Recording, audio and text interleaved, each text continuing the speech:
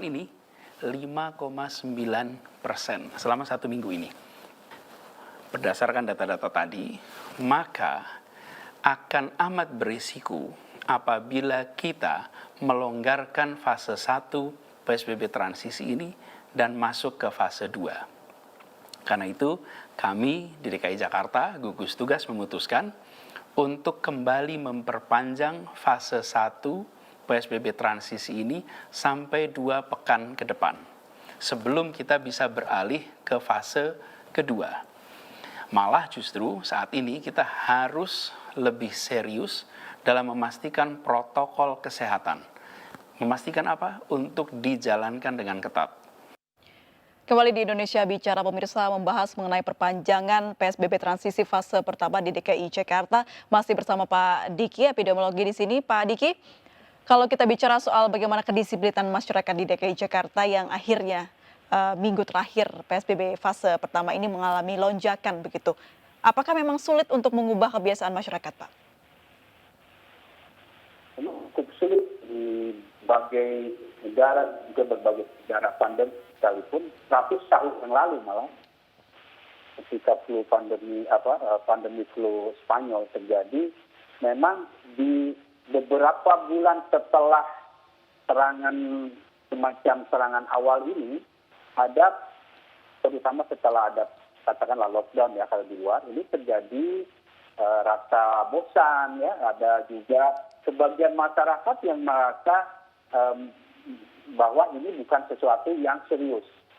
Nah ini 100 tahun lalu terjadi dan saat ini juga terjadi. Ini adalah PR yang memang cukup memang besar, di mana kita harus mengedukasi masyarakat. Dan ingat, memang 50% kurang lebih penduduk Indonesia ini kan berpendidikan SMP. Nah, artinya harus menggunakan strategi yang lebih mudah ya dipahami bahasanya, komunikasinya. Ini yang tentunya sangat berpengaruh nanti dengan perubahan perilaku mereka dalam menjaga jarak, memakai masker. Kenapa dia harus pakai masker?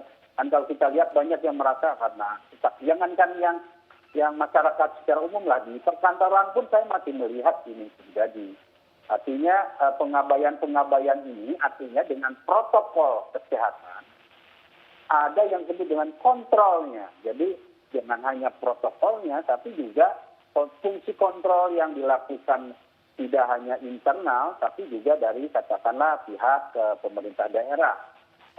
Dan saat ini saya kira dalam PSBB transisi ini tidak harus diberlakukan sanksi. Oke, penindakan begitu ya Pak ya? Betul, harus ada penindakan, terutama misalnya pada perkantoran yang masih memperkerjakan orang yang komorbid, ya, orang yang berisiko tinggi tapi disuruh masuk. Baik, berbicara soal bagaimana penyebarannya Pak Diki, yang kita tahu virus ini masih dipelajari, begitu update-nya pun dari hari ke hari berkembang. Nah, terakhir adalah mengenai virus ini dapat bertahan di udara dan diiyakan oleh WHO atas literasi 200 lebih peneliti. Informasi terbarunya seperti apa sih Pak sebenarnya? Jadi sebetulnya kebetulan saya berkomunikasi dengan salah satu ilmuwan yang juga pengusul ini. Jadi bahwa ada potensi penularan aerosol atau ukurannya kan di bawah 5 mikron ya ini, itu sebetulnya sudah didapatkan datanya ketika kejadian di Wuhan. Dan WHO sebetulnya secara implisit ya, belum eksplisit di awal guidance sudah mengingatkan terutama ke tenaga kesehatan supaya memakai proteksi yang sangat maksimal ketika melakukan satu intubasi. Namanya intubasi itu melakukan memasukkan alat bantu nafas ya. Nah ini adalah karena ada potensi aerosol atau udara. Nah namun sekarang yang disampaikan oleh para ilmuwan ini bukan berarti bahwa potensi udara ini mengalahkan droplet, bukan. Tetap yang utama, yang main transmission ini adalah droplet ya dalam percikan bicara dan batuk. Jadi yang mereka ingin pastikan adalah protokol dalam artian ventilasi di setiap indoor. Nah berarti ini perkantoran, gedung, pasar, bioskop dan segala macam restoran ini harus ada evaluasi ya, bagaimana. Betul. Baik, Pak Diki, kita sudah terhubung dengan Wakil Gubernur DKI Jakarta, Bang Riza Patria. Selamat malam, Bang Riza. Malam. Baik, Bang Riza, hari ini adalah penyebaran pasien positif COVID-19 di Jakarta masih tinggi, 253 orang, begitu Bang Riza. Apakah masuk fase pertama dan diperpanjang ini, apa perbedaannya? Jadi yang pertama, ketika kami membuka PSBB masa transisi di 5 Juni sampai 2 Juli, itu artinya ada pelonggaran sampai 50%. Di masa pelonggaran ini, di masa transisi kami sudah menyampaikan kepada masyarakat, di masa pelonggaran itu artinya akan terjadi peningkatan interaksi, akan terjadi potensi orang yang keluar rumah meningkat, bahkan akan terjadi adanya potensi orang bersentuhan, orang di kerumunan, dan lain-lain. Yang juga menyebabkan potensi terjadinya penyebaran COVID. Untuk itu, sekalipun masa pelonggaran yang sampai 50%, kami sudah minta kepada masyarakat bahwa tempat terbaik tetap berada di rumah.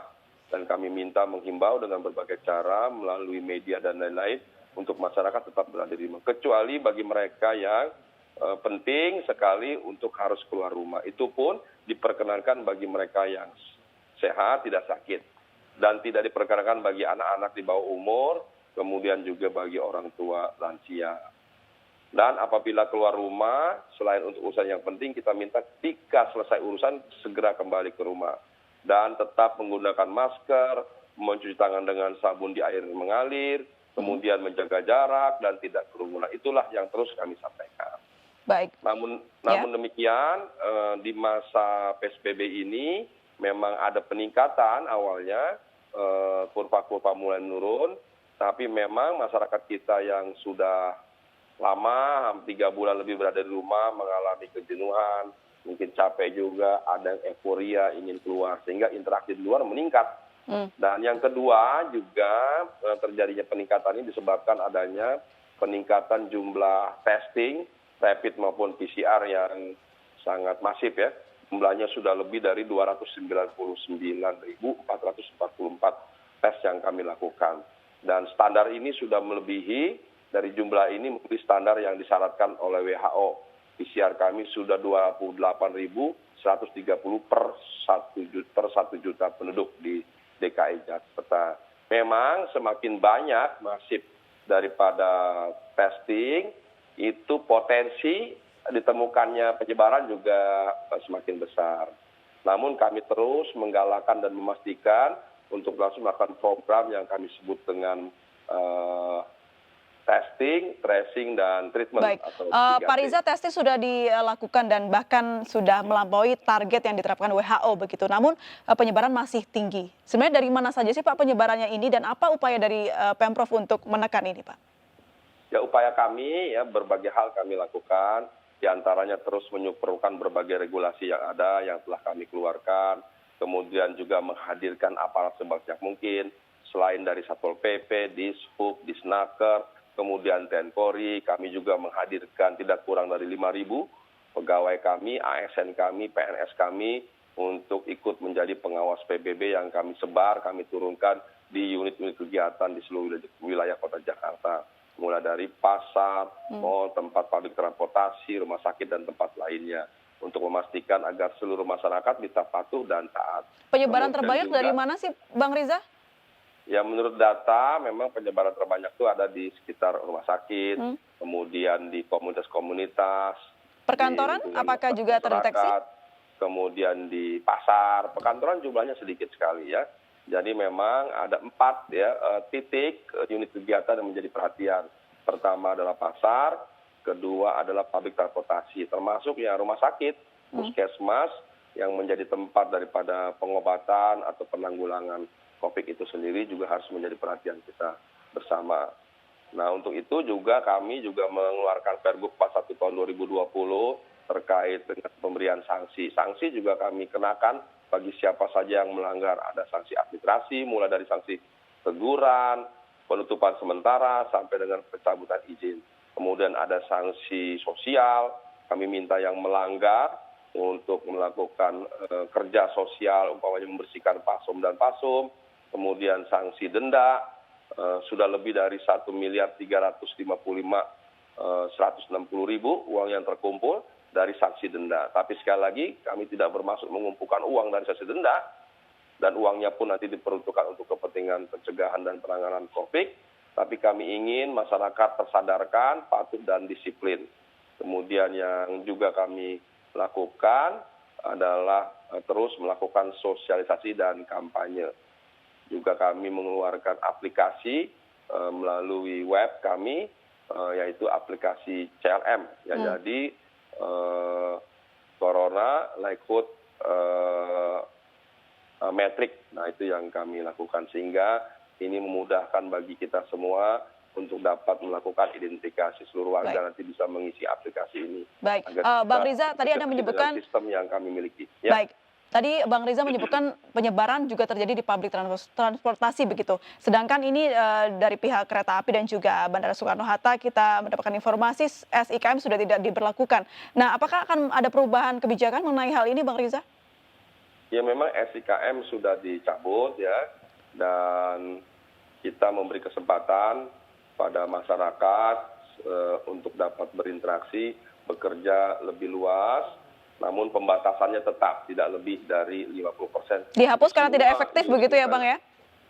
Ya, jadi kami menggantinya dengan program CLM tadi ya, Corona Likelihood Metric. Jadi dengan demikian kita bisa tetap mengidentifikasi bagi seluruh warga yang ada di Jakarta, kesehatannya, situasi kondisinya, posisinya, dan lain sebagainya.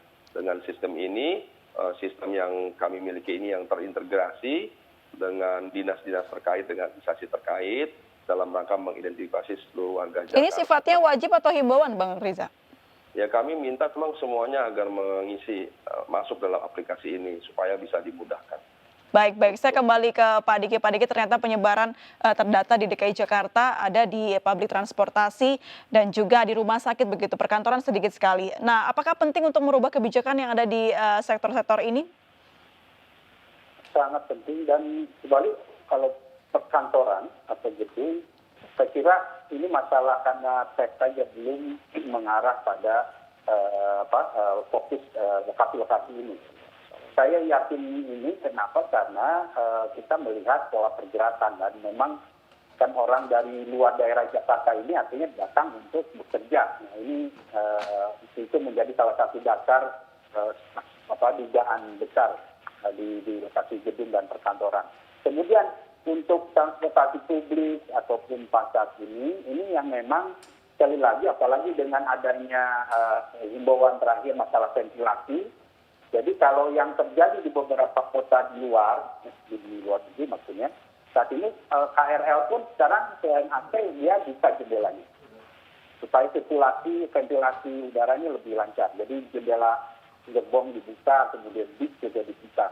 Selain memang kapasitasnya di sini memang tidak sampai 50, maka malah masih agak kurang dari 50% kapasitas penumpangnya ya.